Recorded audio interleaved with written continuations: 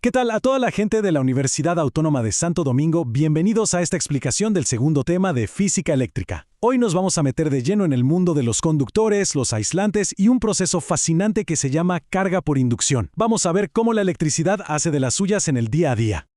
Para empezar, pensemos en algo que seguro todo el mundo ha visto o hecho.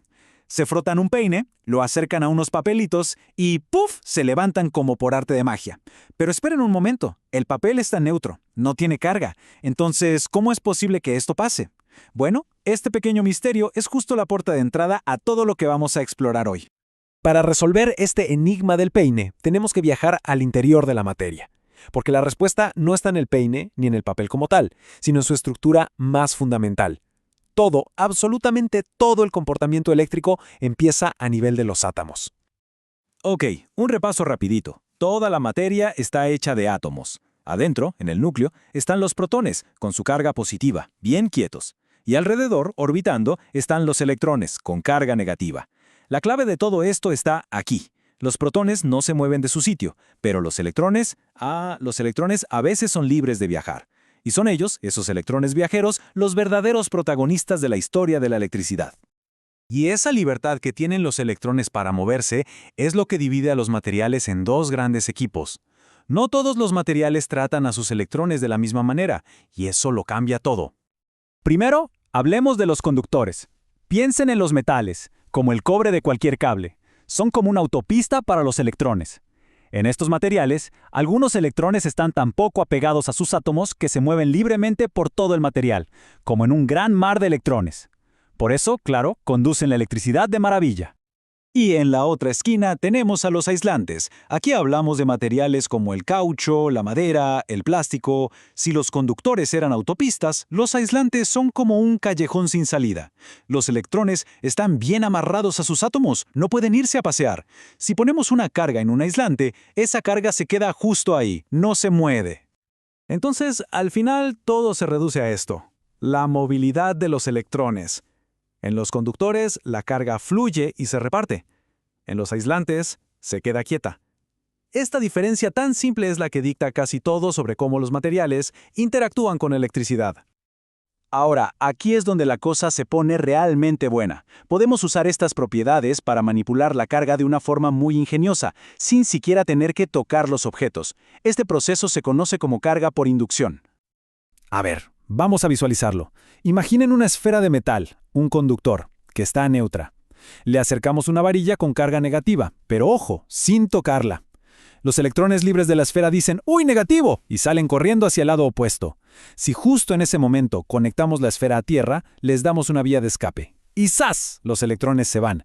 Luego quitamos la conexión a tierra y, después, alejamos la varilla. ¿Qué nos queda? Una esfera a la que le faltan electrones, o sea, una esfera con carga neta positiva, y todo esto lo hicimos a distancia. Bien, con esto ya en mente, volvamos a la pregunta del principio. Ya entendimos cómo un objeto cargado puede atraer a un conductor neutro, pero ¿qué pasa con un aislante, como el papel, donde los electrones no pueden salir corriendo? Esa es la pregunta del millón, ¿no? Si los electrones del papel no pueden fluir libremente, ¿cómo se crea esa fuerza de atracción? La respuesta está en un fenómeno que ocurre a una escala súper pequeña. Este fenómeno se llama polarización. Podemos pensar en él como una versión micro de la inducción. No pasa en todo el material a la vez, sino dentro de cada una de sus moléculas. Miren lo que pasa. Cuando el peine negativo se acerca, no puede arrancar los electrones de las moléculas del papel, pero sí los repele. Entonces, los electrones se desplazan un poquitito hacia el lado opuesto de su propia molécula. Esto crea un lado de la molécula que es un poquito más positivo y otro que es un poquito más negativo. Cada molécula se convierte básicamente en un diminuto imán. Y aquí viene el remate. El lado positivo de cada molécula queda un poquito más cerca del peine negativo. Y como la fuerza eléctrica depende de la distancia, la atracción entre el peine y los lados positivos es un poquito más fuerte que la repulsión con los lados negativos, que están más lejos. Y ese poquito, multiplicado por miles de millones de moléculas, crea una fuerza neta de atracción. Y listo, misterio resuelto. Pero todo esto no es solo para experimentos caseros. Estos principios son la base de tecnologías súper importantes que usamos todos los días. Vamos a ver una muy ingeniosa. Una aplicación genial es la pintura electrostática, que se usa mucho en la industria automotriz. A las gotitas de pintura se les da una carga eléctrica. El coche, que es un conductor, se conecta a tierra. Al acercarse la pintura cargada, induce una carga opuesta en el metal del auto. El resultado, la pintura es atraída directamente a la superficie, cubriéndolo todo de forma perfecta y casi sin desperdicio. Es una maravilla. Si hay una sola idea para llevarse de todo esto, que sea esta. La libertad que tiene la carga para moverse es el corazón de la diferencia entre conductores y aislantes. Es lo que explica la mayoría de los fenómenos electrostáticos que vemos. Pero claro, en la naturaleza casi nada es blanco o negro.